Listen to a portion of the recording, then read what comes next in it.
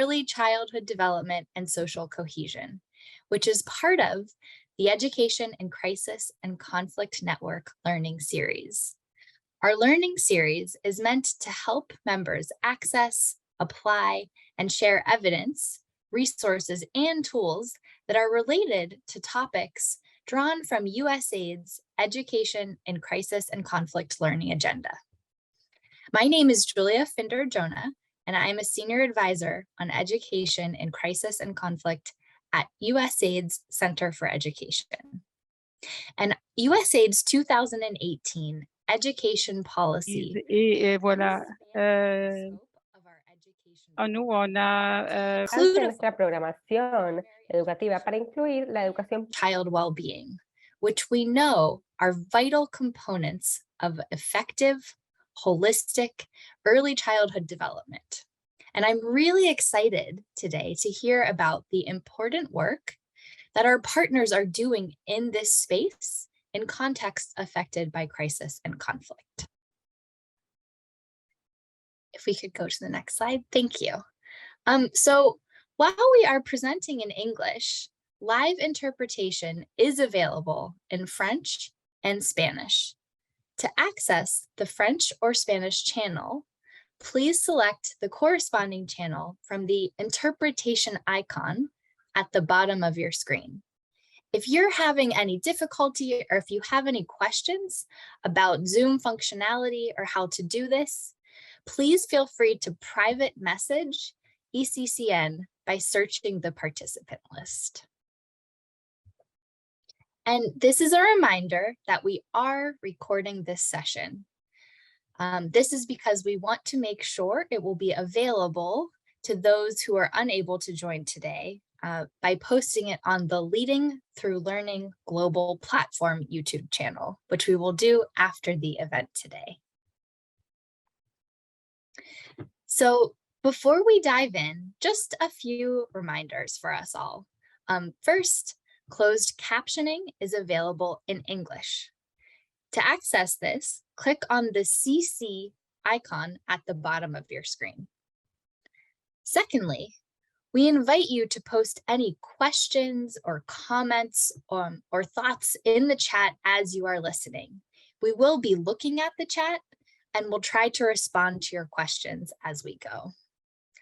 Third, we ask that you kindly make sure you are muted and that your camera is off to preserve bandwidth, since we know that people are calling in from all over. So if you could go ahead and turn off your video now and make sure you're muted, that would be most appreciated. And finally, as we've mentioned, we are recording, and this will be shared publicly after the event. So the Education in Crisis and Conflict Network and the LAC Regional Hub are part of USAID's Leading Through Learning Global Platform, which includes two other global learning networks, the Higher Education Learning Network and the Global Reading Network, as well as LTLGP regional representatives in Africa and Latin America and the Caribbean. We hope that in addition to staying tuned to the ECCN, that you'll be interested in collaboration across the platform in all of these different spaces. So if you are not already a member, you can register now and receive invites to future events and other resources for all the networks and chapters, as well as other opportunities to convene with fellow members and engage. And with that, I would like to hand it over to our colleagues at Sesame Workshop, who will kick things off today.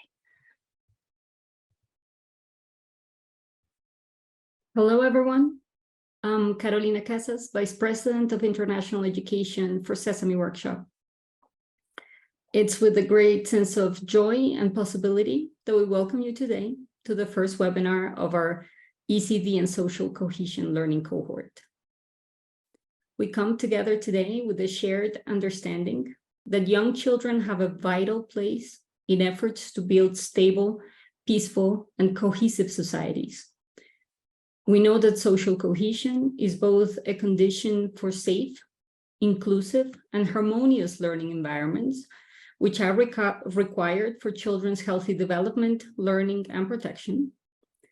But it's also a goal that can be addressed through early learning, since the skills for advancing equity and inclusion, resisting bias and prejudice, and strengthening the social fabric of communities must be nurtured from the beginning of life. We also know that promoting social cohesion since early childhood through the meaningful engagement of adults in children's learning environments has the potential to have ripple effects in communities at large. It is because of this shared conviction and the hope that these connections can be explored and strengthened that we have partnered with USAID's Education in Crisis and Conflict Network, which is part of the Leading Through Learning global platform, to convene a global cohort of researchers, practitioners, and decision makers that can help us understand the contours of this emerging field and lay out a shared path forward. Work in the space of social cohesion has been a fundamental component of much of Sesame Workshop's education efforts around the world. For almost 4 decades, our initiatives in conflict and post-conflict settings, such as Israel, Palestine, Kosovo, and Northern Ireland, have offered child-centric strategies for dealing with interpersonal and societal conflicts, and developing respect and understanding for similarities and développer le respect et la compréhension. En las habilidades y disposiciones prosociales de los niños. Has undertaken an effort to update and build upon this rich history through our Coming Together initiative in the United States that addresses racial justice, and through international programming focused on inclusion and belonging in Iraq, Colombia, and Uganda. While delivering high-quality mass media and direct services, we're also hoping to contribute to building a robust technical foundation for this line of programming, which is why our organization is so excited to partner with all of you in this venture. Here are our goals for this learning cohort, which is anchored on this series of 3 webinars. We hope to provide a convening space for researchers, practitioners, and decision makers working in the space of early childhood development and social cohesion to document and expand the field that is emerging at this intersection. And we hope to take a first step at synthesizing these discussions and findings in an annotated compendium from the webinar series, as well as the information that you have kindly shared with us through a survey. After you were invited to join this learning cohort, we identified different profiles of applicants, many of whom have done extensive and innovative work bridging the fields of ECD and social cohesion, and others who express curiosity and an interest to learn more about how these 2 fields connect. Based on this distinction, we identified 2 types of participant roles: cohort members and attendants. Each of you received an email from us establishing which of these roles have been assigned to you in this process. Cohort members are expected to attend all webinars, present in selected webinars if invited, and participate in reviewing the annotated compendium. Cohort members will be credited along with Sesame Workshop in this document. Attendants, on the other hand, are invited to view and listen in on webinars and ask questions on the platform's Q&A function, but are not expected to conduct additional work. Attendants will also be given access to finalized assets, such as our reference library, our promising practices library, and the annotated compendium, once the cohort cycle is completed. For your reference, here is a list of the cohort members.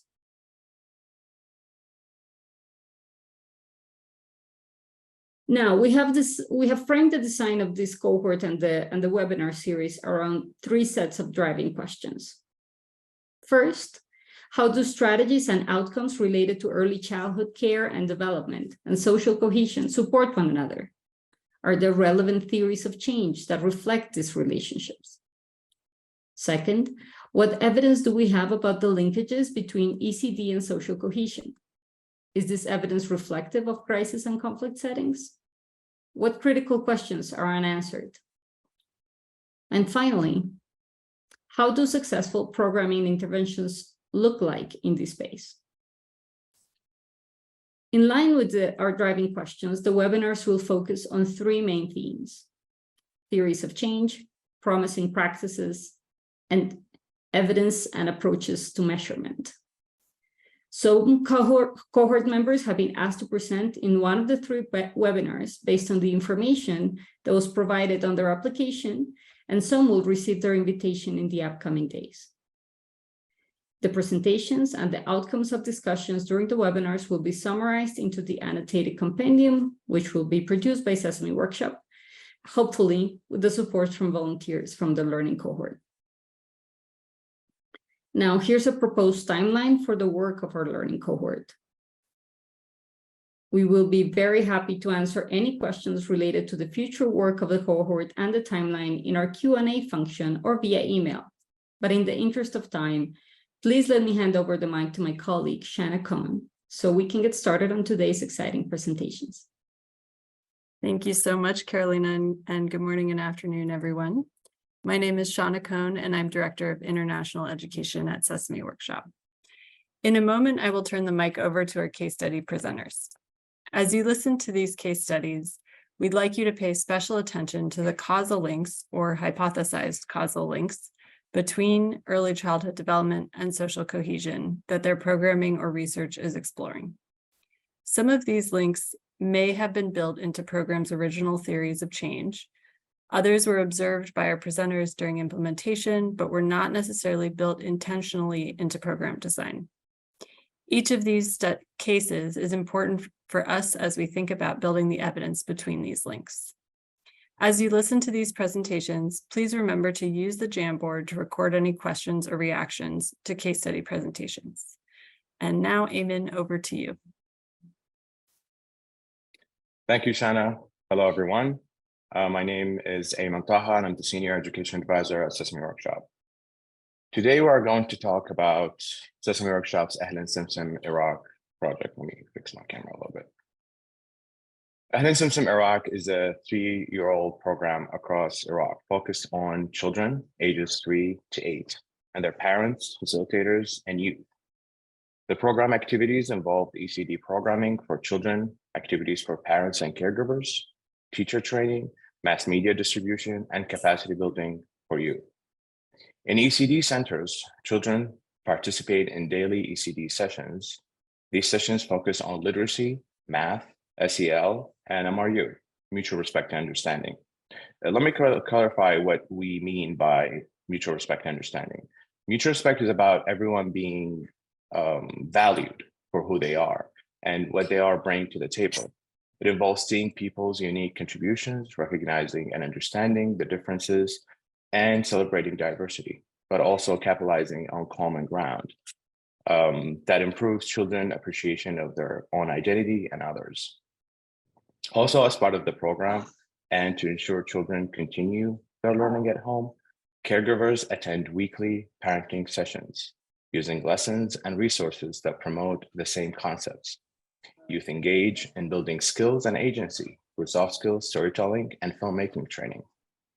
As part of the program, as of April, the program have reached 14,566 children, 992 youth, 562 adults, caregivers, coaches, and educators.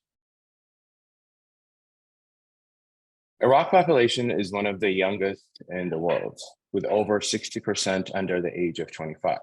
This offers immense potential for economic growth and innovation. However, it also demands a focus on quality education, healthcare, and empowerment to unlock these potential fully. In the Iraqi context, social cohesion plays a pivotal role, given the backdrop of conflict and crisis since 2003. Both trust among communities and trust between the state and citizens remain fragile, while limited access to quality ECD or early childhood development services and the ongoing youth frustration add to the challenges. Also, the closure of camps had an impact on social harmony in the host communities. The sudden arrival of displaced families strained the available resources, infrastructure, and services, causing tension between the host community and those who were displaced.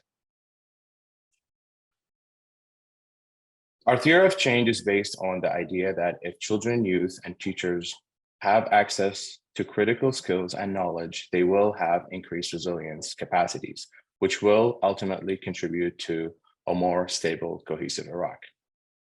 Specifically, our theory of change states that if children gain foundational skills, including learner readiness, social emotional learning, and appreciation of the identity of self and others, that will allow them to take others' perspective, resolve conflict prospectively, manage their own feelings, and build a sense of pride and resilience capacities.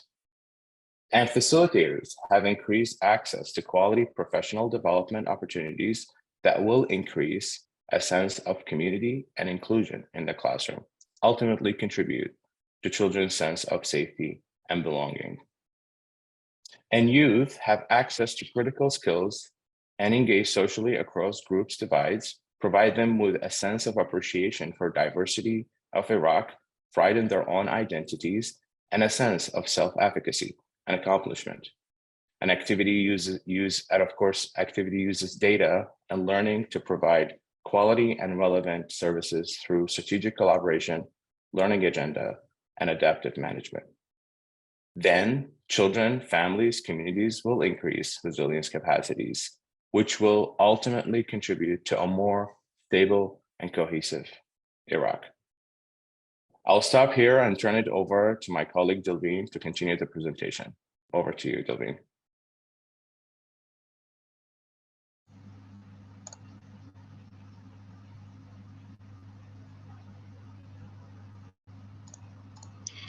Thank you very much, Ayman. Hi, everyone. My name is Delvine, and I'm the Senior Education Manager for Ahlan Simsim Iraq project at the Sesame Workshop. So as you see here in this slide, we hypothesize the following causal link between ECD outcomes and social cohesion outcomes. So when children have increased social emotional skills and positive identity, they will grow into adults that can better regulate their emotions and show curiosity over bias towards others. When facilitators have increased appreciation for diversity and knowledge of psychosocial support strategies, this in turn will lead to children experiencing a sense of belonging in the classroom, and a sense of belonging in childhood leads children to grow into more stable and secure adults. And finally, when youth have improved positive self-concepts through meaningful and inclusive engagement, they will be more likely to find employment. We know lack of employment opportunities and lack of a sense of self-efficacy can make youth more vulnerable to extremism. So we hypothesize that providing opportunities for employment would help create a more peaceful society. Next slide. So there are some supporting evidence around the impact of media on positive identity shared on these slides. However, more can be done to build on this link for direct service programming. Next. Inclusion. Now, the lesson learned. Inclusion and fostering social cohesion through educational curricula not only benefit the child, but it's also extend to the parents and the broader community. So by ensuring that parents acquire a similar skill, so they can actively support their children learning and reinforces their skills, these skills at home. In Iraq, mothers predominantly bear the primary responsibility for caring and nurturing the children aged 3 to 8, while fathers typically serve as the main breadwinner for their families. Due to this prevailing mindset, the program encounters significant challenges in engaging fathers. However, by carefully observing and actively listening to fathers regarding their interests, concerns, the program discovered that their response aligned with the recommendation mentioned here in this slide in bullet 2. Also, by engaging fathers, we reinforce social cohesion for children at home.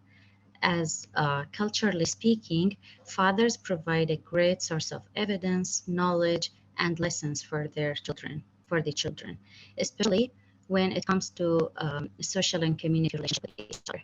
Fathers help children and their families navigate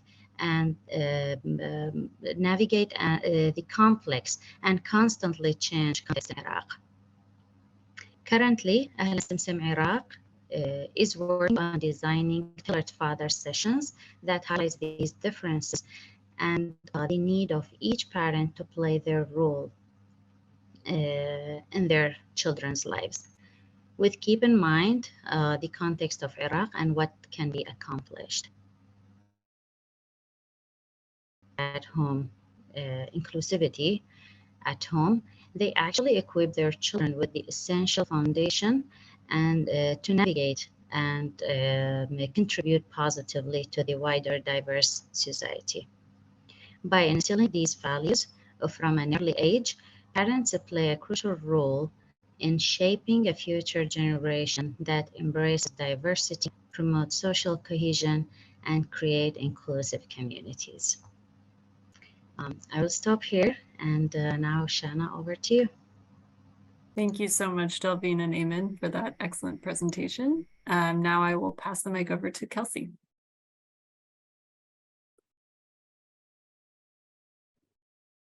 Great, thanks so much. Can you hear me okay? We can. Okay, super. Great. And can you see me at all? Yeah. Okay, super. Thanks so much. So thanks, Shanna. As she mentioned, my name is Kelsey, and I have been an education and emergencies practitioner for nearly 15 years and have worked extensively on ECCD, or early childhood care and development, and refugee education. I worked in Tanzania from 2017 to 2019 on the Burundian and Congolese refugee crisis there.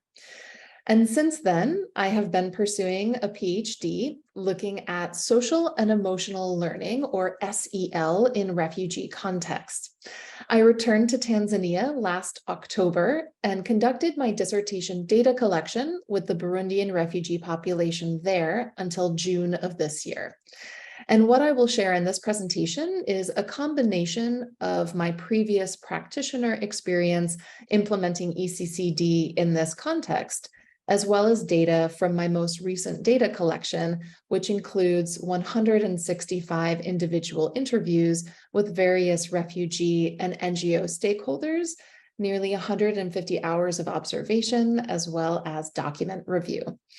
So a little bit of contextual background. Tanzania has been a host of refugees since the 1960s, including those from Rwanda, Congo, Burundi, and other East African countries. Currently, Tanzania hosts a long-standing Congolese refugee population that has been there for over 30 years, as well as more recent Burundian refugees. Burundi in particular is a country that has endured decades of violent conflict, including multiple genocides and a 12-year civil war through the 1990s. In 2015, over 400,000 Burundians fled Burundi due to political violence. Though as many individuals have repatriated over the years, there are currently just over 126,000 Burundian refugees in Tanzania, split between two refugee camps. This presentation, I will focus on those living in the Nduta refugee camp, which is where I conducted my dissertation research, where nearly 77,000 Burundian refugees currently live, and 20% of that population is under 5 years old. Since 2017, education organizations have worked together to deliver pre-primary and ECCD programming in the Nduta camp.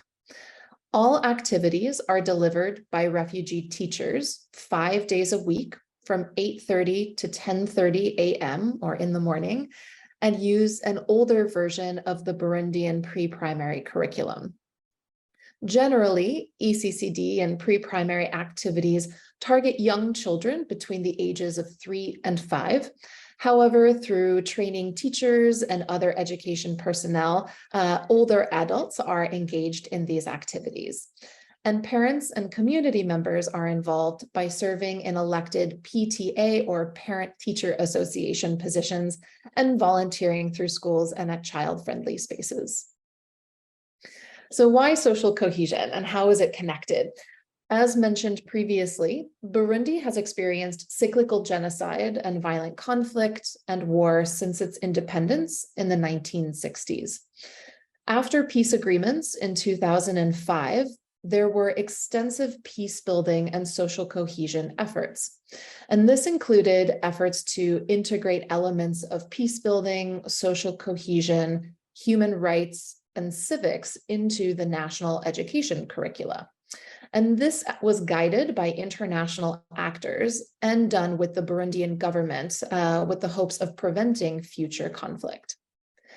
While much of the curricular changes reflected international and Western rhetoric and concepts around child and human rights and peace building, a lot of the social cohesion and civics content was, and still is, rooted in the Burundian concept of ubushingenahe, which is a set of virtues that individuals can embody.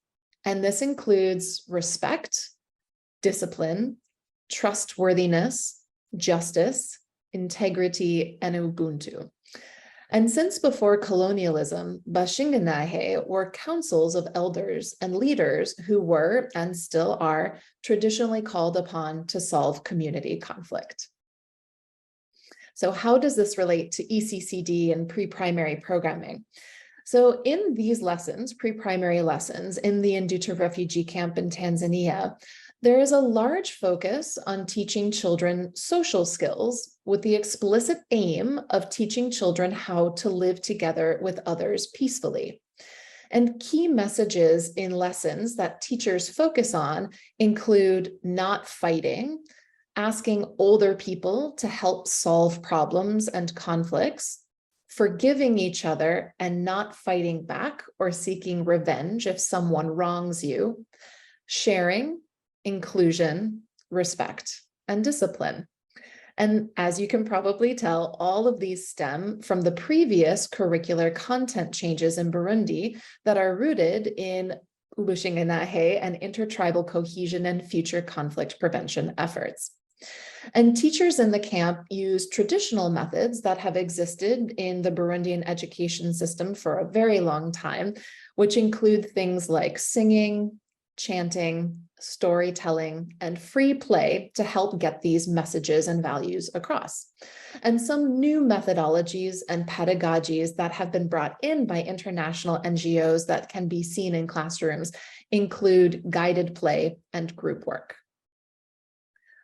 So, unfortunately, my research showed that there's currently no explicit theory of change for NGOs and within NGO strategies and pre-primary programming that are specifically related to social cohesion or make the connection between ECCD and pre-primary and social cohesion.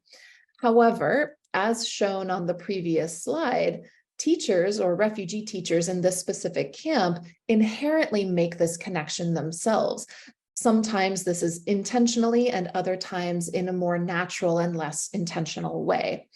When asked what the aim of teaching children the skills and behaviors listed in the targets column on this slide is, responses from refugee teachers overwhelmingly were about teaching children to live together with others peacefully, to help bring peace to Burundi and prevent future conflict, and to ensure children are able to grow into the ideal adult, which includes, again, embodying ubushingenahe.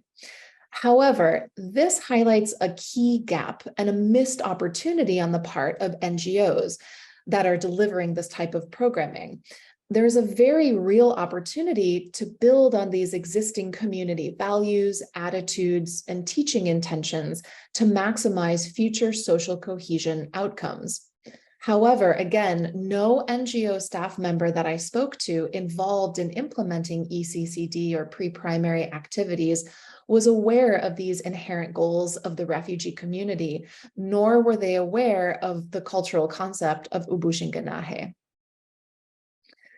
So as you can see on the slide here, this is another way of visualizing the implicit cultural connection between teaching young children social and self-management skills and the values of ubushingenahe when they're young, and the possible future social cohesion outcomes. Though again, while teachers and education personnel naturally see these connections and intentions in their own work, social cohesion outcomes are not something explicitly prioritized by NGOs responsible for implementing this programming in the refugee camp. At the global or national levels, there is sometimes reference to peace building and the global sustainability agenda, as I'm sure many of you are familiar with, including things like the SDGs or the Sustainable Development Goals. But when speaking to NGO members working in the camp, there's a very large disconnect between how they perceive the objectives and intentions of their ECCD and pre-primary programming compared to the global and national rhetoric, as well as a large disconnect with the Nduta community objectives and intentions presented on this and the former slide. So some key findings to pull out from this. Again, unfortunately, there's no explicit evidence on social cohesion outcomes of ECCD or pre-primary activities in the Nduta camp. All evidence I was able to access is based on academic achievement. There is also no explicit focus on social cohesion outcomes from the perspectives of NGOs and donors as it relates to ECCD and pre-primary education. There's some rhetoric around social emotional learning as it relates to social cohesion and sustainable development. But as I mentioned before, this exists mostly in theory and not really in practice. Social cohesion is not a key message during teacher trainings or in teaching and learning materials. NGOs and ECCD and pre-primary teachers mostly focus on school readiness in order to prepare young children to enter and succeed in primary school. When you talk with refugee teachers about their main goals, this is what they have been instructed to focus on by the NGOs who employ and train them. It is only when you probe a bit deeper about the intentions behind many of their activities and the key messages they convey to children that it becomes clear that teaching young children social skills in order to support social cohesion and prevent future conflict is inherently and culturally baked into teacher attitudes and practices. But again, this is not a key objective in many NGO or donor strategies or theories of change. This also links to the fact that in the Nduta community, they have very clear goals for the futures of their children. Most refugee adults I spoke to hope for a future where children can one day repatriate to a peaceful Burundi and contribute to sustaining peace. However, most NGO staff members I spoke to said that discussions about the realistic and desired futures of children in the Nduta camp were not really considered or discussed when developing and implementing their programming. The main focus has been on equipping children with the perceived skills needed to enter and thrive in primary school, which are based on primarily Western ideals and philosophies of childhood and child development and learning. Unfortunately, while most programs train teachers in positive discipline, and corporal punishment has been banned from schools and at home and in the community more generally, most teachers and parents in the Nduta camp still firmly believe that corporal punishment is the only way to instill the values of respect and discipline in children, which are required for them to develop ubushingenahe. One of my interviewees literally told me that without education, there is no ubushingenahe, and without fear, there is no education. Children cannot learn without fear. And additionally, numerous individuals I spoke to feel that international pedagogies and policies, particularly related to child rights, gender equality, positive discipline, and play-based learning, are interfering with their culture and traditional practices. They adhere to NGO requirements and policies in order to receive their salaries. However, numerous individuals expressed frustration at the unequal power dynamics and believe that the future generation of children in the camp will suffer, especially if they repatriate to Burundi. While children in the Nduta camp are being taught how to live together peacefully with others, they are not being taught the behaviors and values that will help them develop ubushingenahe, which will make it difficult for them to adapt to life in Burundi. Therefore, you cannot have social cohesion without ubushingenahe. So the final bit, some key takeaways. The first is that when trying to integrate social cohesion efforts into ECCD or pre-primary programming in refugee or crisis contexts, it is not being implemented in a vacuum. There are numerous cultural, historical, and power dynamics that must be considered and addressed. A second key takeaway is that by not understanding or building upon deep cultural concepts, practices, and goals, actors who are implementing this programming are missing an opportunity to leverage this information and make their programming more effective and relevant, which could result in more acceptance and buy-in from communities. It is also important to consider the realistic and desired futures of the children receiving these interventions and what kind of future the interventions are preparing those children for.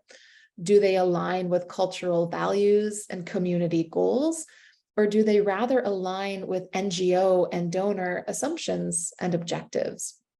And this is related to the last key takeaway, which is that when working with communities to integrate social cohesion efforts into programming, it is important to consider the underlying assumptions that the implementers are operating with or under. For example, assumptions related to the needs and deficits of target children and their communities, assumptions about the universality of programming and the concept of best practice, assumptions about the likely futures of the target children and their communities, assumption about what the ideal childhood is, and assumptions about what social cohesion means to the communities the implementers are working with. So thanks, I'll stop there and hand it over to Shanna. Thank you so much, Kelsey. It's always really fascinating to hear about your research. And Nafisa, now I'll pass over to you. Thank you. Thank you, Shanna. Hi, everyone. I hope you can hear me. I'm the global lead for education and early childhood development with Agra Foundation, normally based in Geneva, Switzerland, but today I'm calling from Dushanbe, Tajikistan, so hopefully my connection will work for this presentation. I've been working with the foundation for almost 18 years, working in Asia and Africa, and now supporting our work globally. Promoting pluralism and ethics in and through education and early years learning is a priority area for the foundation. Over the last few years, we have developed several initiatives to promote pluralism and ethics. Today, I would like to share with you one of our flagship initiatives, School 2030. Thanks. School 2030 is a 10-year participatory learning improvement program based in 1,000 government and community schools across 10 countries. The initiative is supported by several philanthropic donors, using the principles of human-centered design and focusing on key transition years of ages 5 10 and 15 years old, School 2030 supports teachers and students to design and implement education micro-innovations to improve holistic learning outcomes for learners. In terms of the preschool cohort, we annually work with over 600 preschool teachers in 300 preschools, which are with our government or community-based preschools. In terms of context, since we're looking at 10 countries, I think from the previous speeches as well, we all recognize that that social emotional learning, such as particular skills such as creativity, critical thinking, empathy, and collaborations have positive impact on academic achievement, holistic child development, and future livelihoods. But what we know from our work, but also research, that rarely teachers and students are invited to listen, reflect, and self-discover the wisdom that lies among them about what works to improve quality learning for all. Rarely are instances where invitation, dialogue, and self-discovery lead to long-term community actions and external investments, guided by the data that the school collects, processes, and uses to achieve holistic learning outcomes for all. Social emotional learning is not integrated within teachers-led assessment of learners, as well as classroom observations. Empathy, respect for diversity, and relationship building, key aspects of social cohesion, are not assessed, not included in classroom observations, and not integrated in teaching. Teachers don't teach these skills intentionally. Next. Our theory of change is based on the idea that if teachers are trained and supported to develop and conduct holistic learning assessment, design evidence-based classroom innovations using human-centered design, and are provided with opportunities to showcase their innovations, then there will be improved holistic child outcomes and quality teaching and learning environment. Thus, educators and school-level stakeholders are recognized as experts and leaders in education innovation and are actively engaged in education sector dialogue and planning. While School 2030 is not designed to explicitly support ECD and social cohesion, the learning domain included in the School 2030 are directly contributing to social cohesion and ECD. Prior to starting the school level work, in each country through consultation with teachers and the national advisory committees, 5 learning domains, including 3 non-academic competencies, were selected.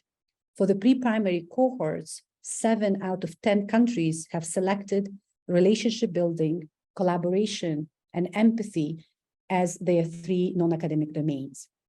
We've partnered with Save the Children to adapt the IDELA tool for assessing learning outcomes for preschoolers in all 10 countries, including assessing relationship building, collaboration, and empathy. In addition, in partnership with ECD Measure, we've adopted Becky, the classroom observation tool, and also developed teacher self-reflection tool that includes pluralism, respect for diversity, and ethics as key classroom environment dimensions. For example, on the Becky classroom observation, we've included, does the teacher integrate a respect for diversity?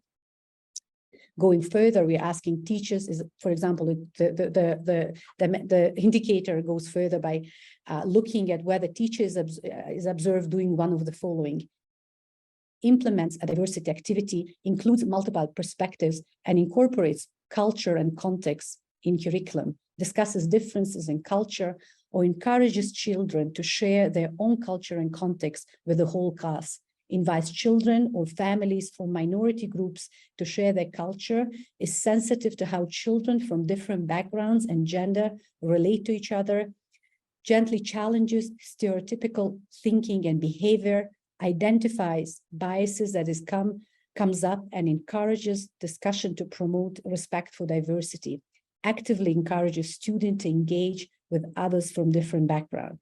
These are dimensions that have been included in the classroom observation that are related to pluralism and ethics.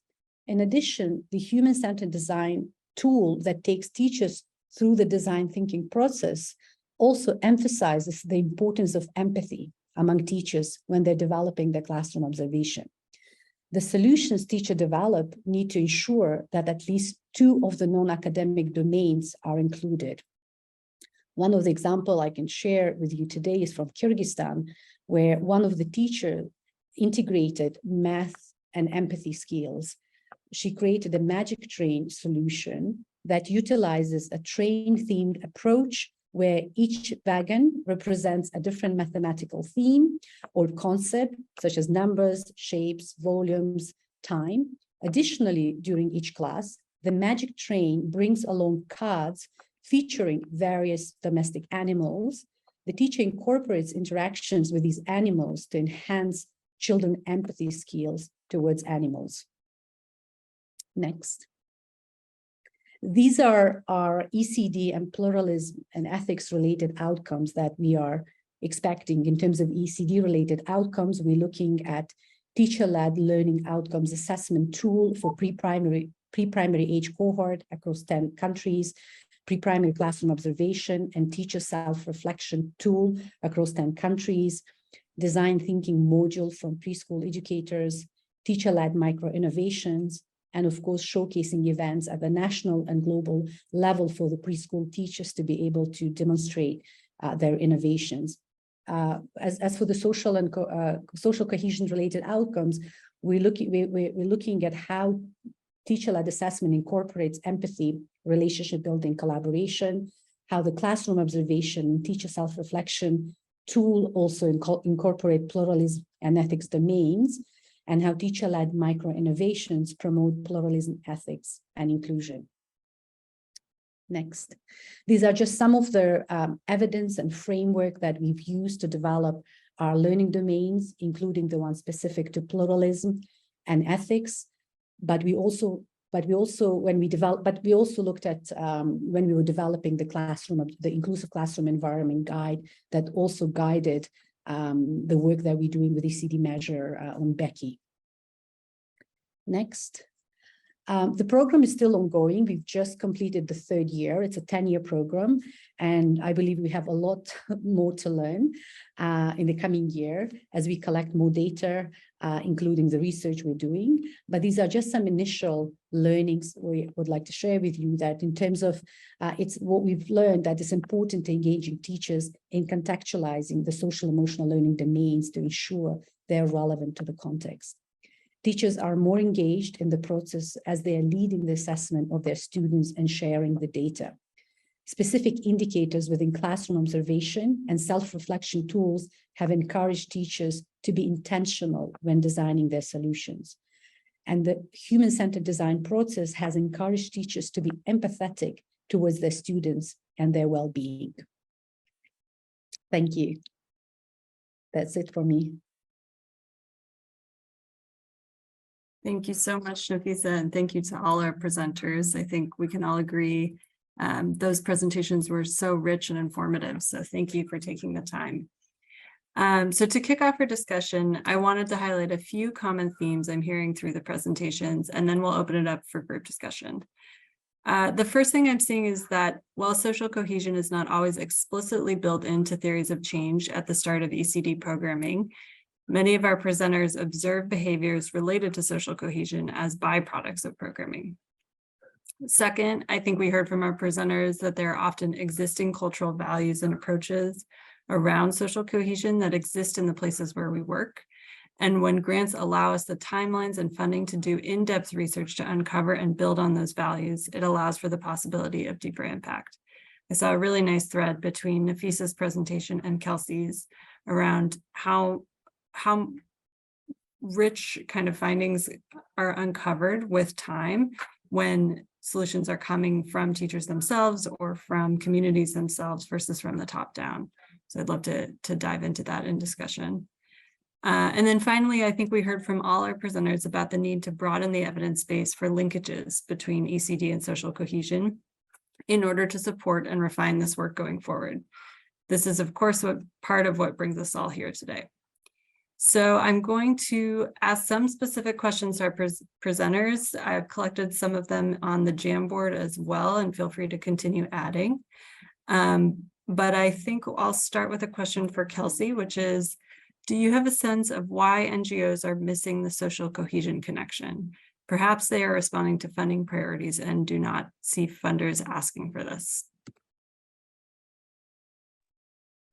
That's a great question, Shanna. And there's no one single answer to that question. I think there are a variety of reasons why there's a disconnect. And to be honest, I think in some cases, it has to do with trying to meet immediate needs, which has been the traditional practice in a lot of this type of programming.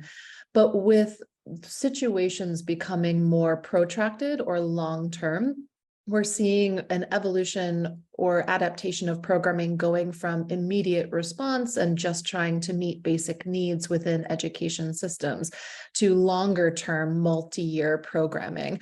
And that's where this disconnect is happening. And I'm not entirely sure why. There's a huge opportunity. And like I mentioned, there's a lot of rhetoric and discussion about linking early childhood development and social cohesion at a global level and in lots of policy frameworks, but not so much on the ground. And I think that there are many levels where this can get lost in translation when programming and training gets cascaded from a global level to a regional level to a country level to multiple field office levels. A lot of that intention and understanding can change and evolve or get lost through those processes.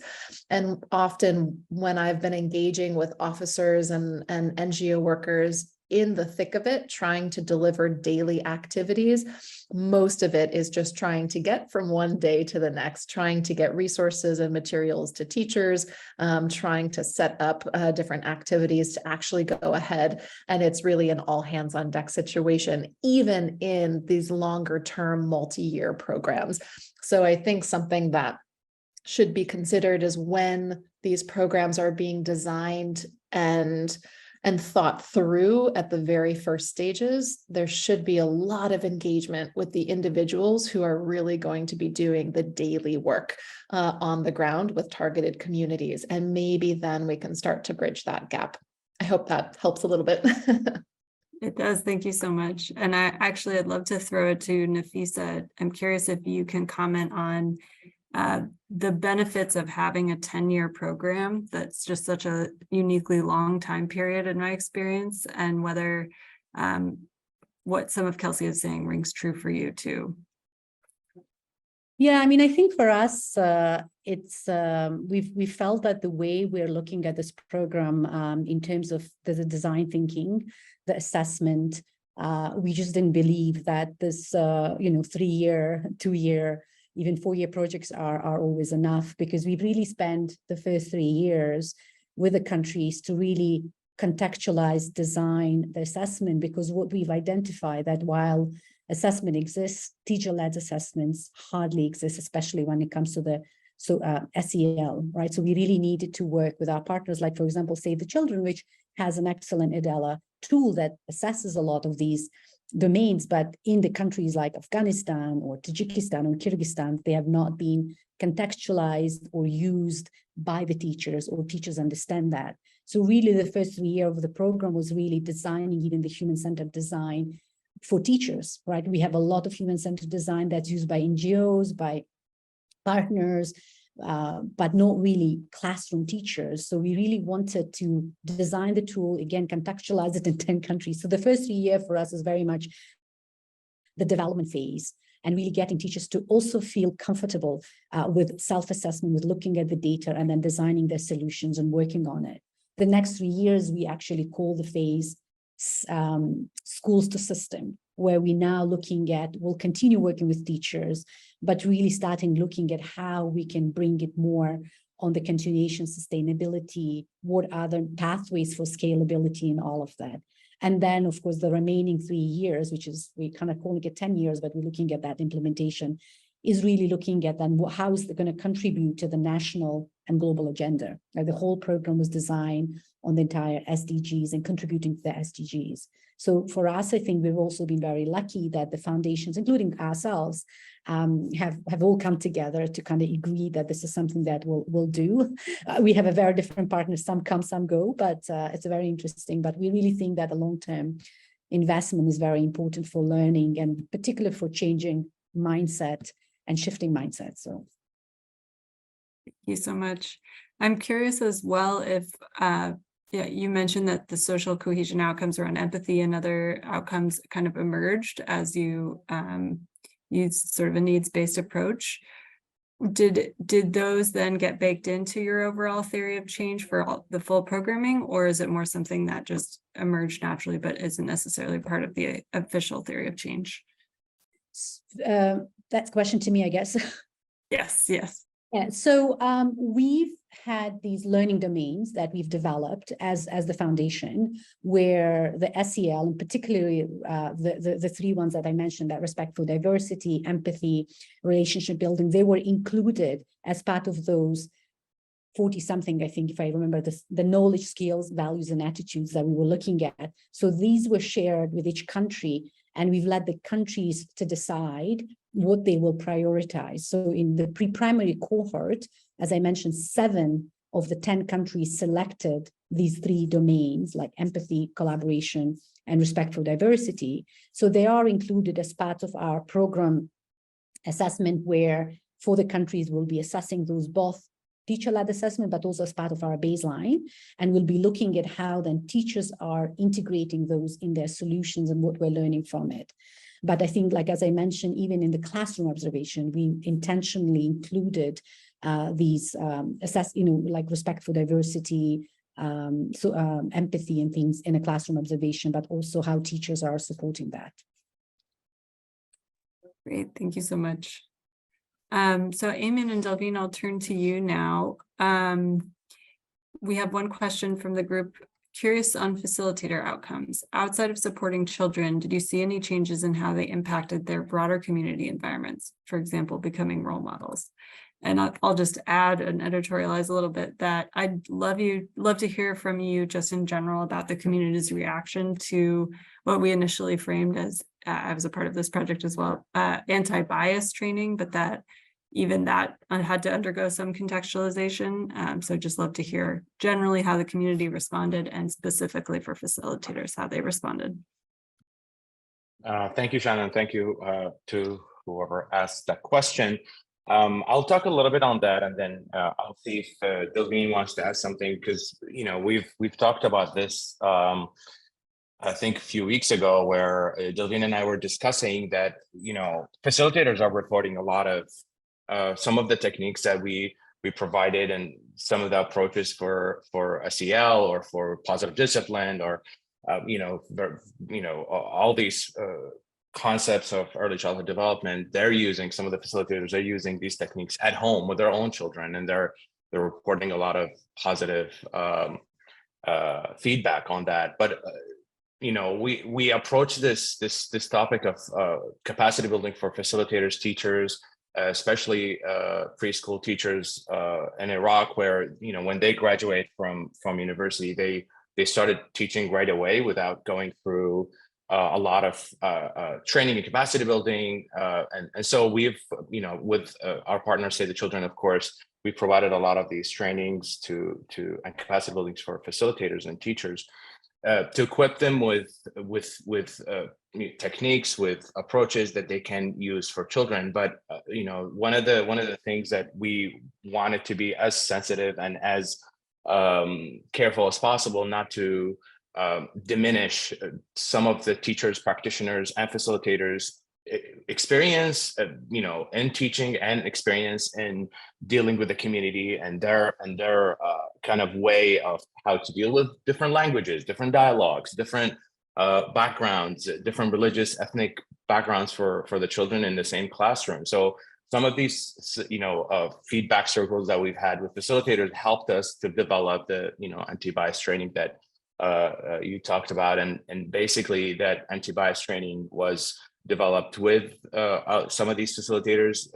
helping from our early childhood development and our education advisors, local advisors from Iraq, that helped a lot with providing us insight and into how we can roll out this training, and how we can implement it in the field. So I think right now, the community acceptance is great because we took into consideration that we need to create content, materials, but also training, all the different elements of the program we've created with the community, with advisors from the community, with facilitators from the community. So to ensure that it's kind of it becomes seamless to roll out with them introducing topics and subjects that they recognize, they're familiar with, but at the same time maintaining our goals and maintaining the project objectives.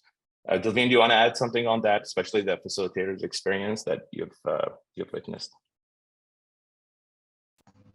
Yes, sure.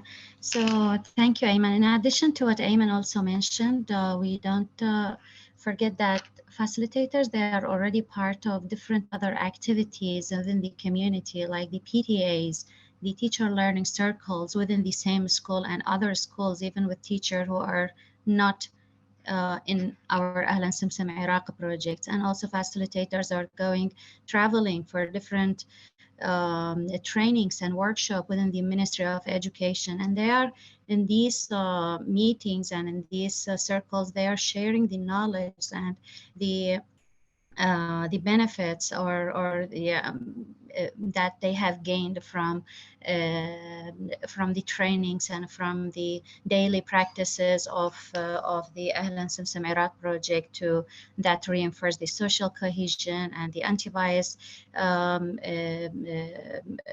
terms. Regarding to the anti-bias, it is in Iraq, there are so many trainings, under the teacher professional development program that are ongoing in Iraq, where the anti-bias concept is very lightly being touched. But here, after doing the assessment, the gap, and what are the topics that mainly we need to go deeper into, dive into it and give more technical support, the anti-bias was highlighted because in all trainings, it was very, very lightly presented, and there are so many like challenges in the classroom and so many trends in the classroom that all can be solved through knowing the unconscious anti-bias and build that enabling and safe environment for children. So this is how the facilitators are contributing, and the knowledge is going to the broader community. And also, as Ayman mentioned, the facilitator themselves, they are fathers, they are mothers, and they're implementing and they are trying all these new skills within their children at home. I have already shared someday a success. I consider it as a success story, but it is one of the stories of the facilitators who, like, Iraq is a very diverse community, and we have a place in Iraq that is called Kirkuk, where there are people from different community, Iraqi component, Kurdish, Turkmen, Christian, Muslims, and people are very much isolated. They are not speaking to each other. They are not engaging in activities together. So these facilitators, they have got a new neighborhood who were Arab, and these are Kurdish.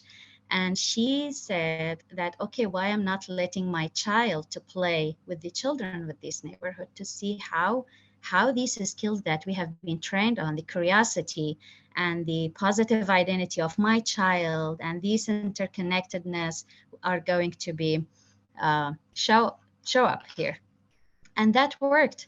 Her child, she came back home and she was talking the new words in Arabic, and she was telling mom, do you know they do this? Do you know they call that this way? So she said, yeah, really, and they're just like us, and they have their own identity. So these are one of the stories that I really like, and I wanted to share here. Thank you. Thank you so much, Delvine. It's really important to hear about those ripple effects, I think, between children and adults working in these programs. We have about 5 more minutes for discussion. Jane, I'd love to toss it to you. I know you had some thoughts on the theory of change for the Iraq program. Hi, everybody. Yes, I just had a question that could lead to that, which was, I could try to pull the slide back up.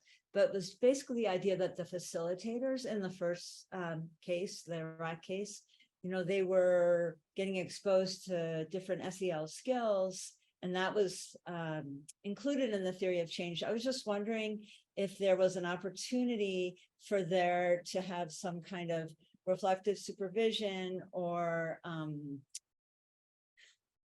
is a more of a direct application to their own well-being as a piece of that package. And if that as well, I'm kind of operating with an assumption these days that skill building is important, but our own, what we bring to it and our own stress levels and ways we get triggered in the work, especially in crisis contexts, and especially if we've lived through that crisis, as many refugee teachers do, or facilitators. So I hope that's clear, but I was just wondering about that piece of it, or if that was not possible to discuss or think about. Thank you. I'm just going to jump in and respond to that quickly, Jane. That's a great point that you just brought up, because I believe that you're absolutely right. Trauma, conflict, displacement, loss of loved ones, as you know, have a lasting psychological impact on not only children, but also adults and teachers. And these teachers have a lived experience of conflict and trauma and displacement as well. So a lot of our facilitators, teachers from the community have suffered, and they are also in one way or another beneficiaries of the project. And so through our trainings with the teachers and facilitators, we provide a lot of the ECD stuff, anti-bias and all the different trainings, that the technical stuff that we all know. But beside that, we also talk about their own trauma, talk about their own kind of stress levels, how to manage your stress in the classroom, how to not bring your stress into your daily kind of lessons to children, and how to kind of also teach parents and caregivers how to manage their stress and how to not kind of transfer that stress over to their children at home. So it's part of our thinking, and it's always in the back of our heads that trauma, stress, toxic stress, trauma, and prolonged stress is very important to manage for adults as well as for children. But it's basically maybe it's even more important for facilitators, because they work with children constantly. They work with different types, children from different backgrounds, different ethnicities, different languages. It could be frustrating for normal in normal settings, let alone conflict, post-conflict, and of course, coupled with displacement and other kind of post-conflict issues. So yeah, I mean, short answer is yes, we have that in our some of our trainings, but it's not in the theory of change. You're absolutely right.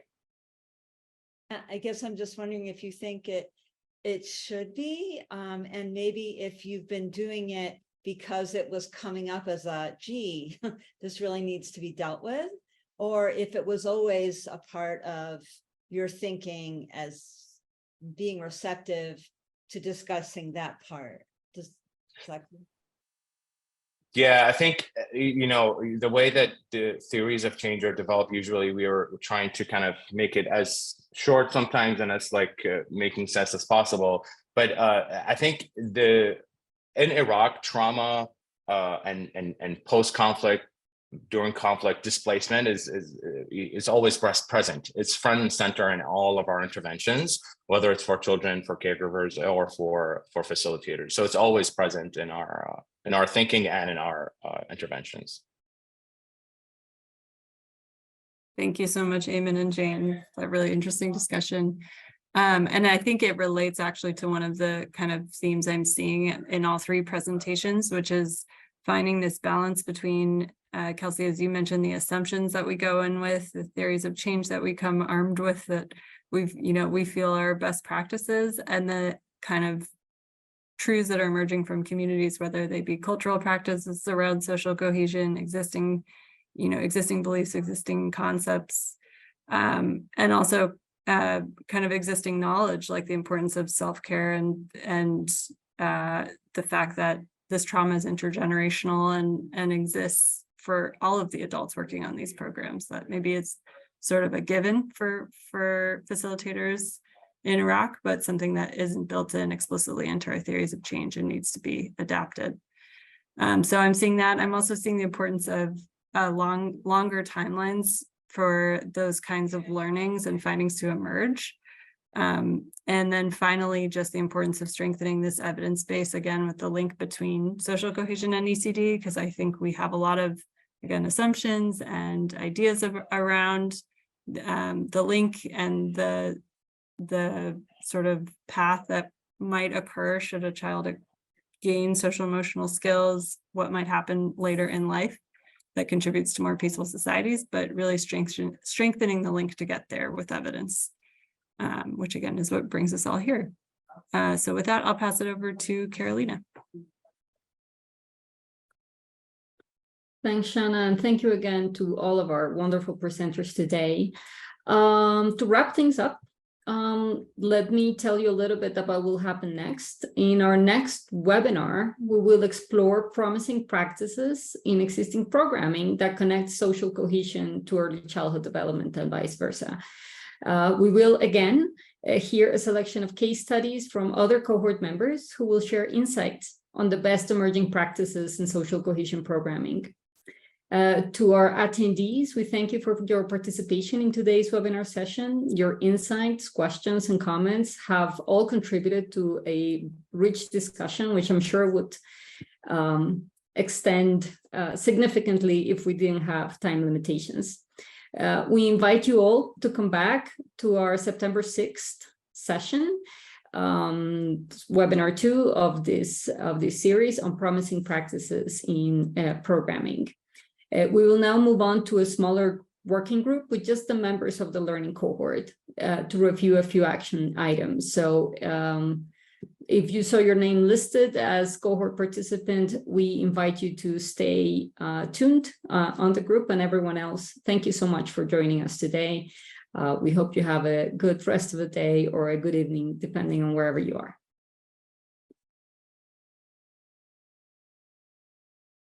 And now I'll hand it over to Kristen.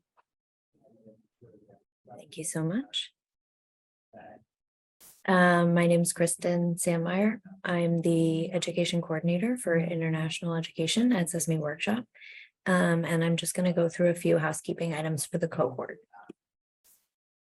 In terms of housekeeping, we'd like to discuss 3 main items: a Google Groups function that we've set up to facilitate communication among cohort members, a resource library, and a few next steps.